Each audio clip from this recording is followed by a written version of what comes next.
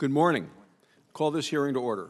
Today we're going to continue the committee's work examining the risks associated with per- and polyfluoroalkyl substances, or PFAS. PFAS are a large class of chemicals known for their resistance to oil and to water.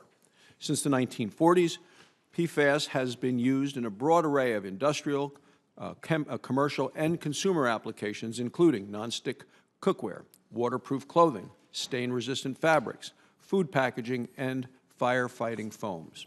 Scientists have found that these chemicals break down very slowly, if at all, in the natural environment.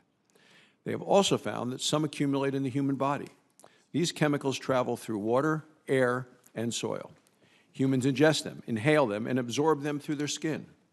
It's estimated that 97% of Americans have detectable concentrations of PFAS in their blood.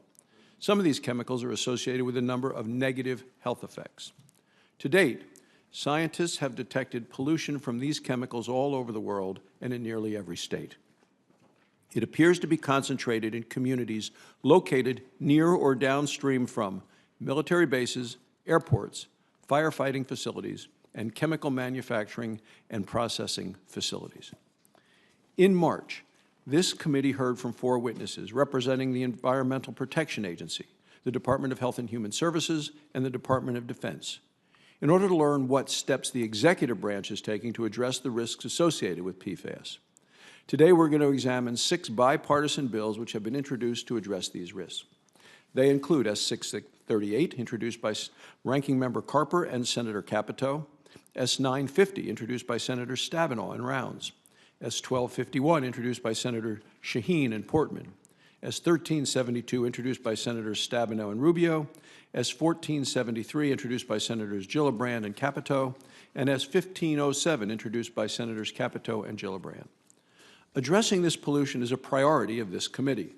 That's why we included provisions to help public water systems address emerging contaminants, including PFAS in America's Water Infrastructure Act. It's also why I intend to negotiate and report a bipartisan legislative package addressing PFAS pollution this Congress. I can't support some of these bills as currently written. For example, I'm concerned about sidestepping the rulemaking process used to assess the risks associated with chemical compounds under our nation's bedrock environmental laws. Congress established these rulemaking processes decades ago. It believed that federal agencies are better positioned to evaluate the science behind the regulation of chemicals. In addition, I question whether we should treat all PFAS as if they posed the same level of risk to human health and the environment. These chemical substances vary widely. While much more research is needed, the risk these chemicals pose does seem to vary as well. Some of these compounds are used in medical devices like pacemakers. Others are used as inhalers. It's critical that we acknowledge the differences among these chemicals. I also have concerns about Congress imposing Superfund liability on parties that use these substances in good faith.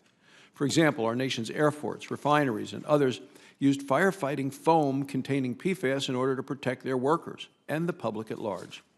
Others, like metal finishers, use these chemicals as a means to successfully reduce air emission and workers' exposure to cancer-causing heavy metals. All these entities were either following regulations or the industry's best practices.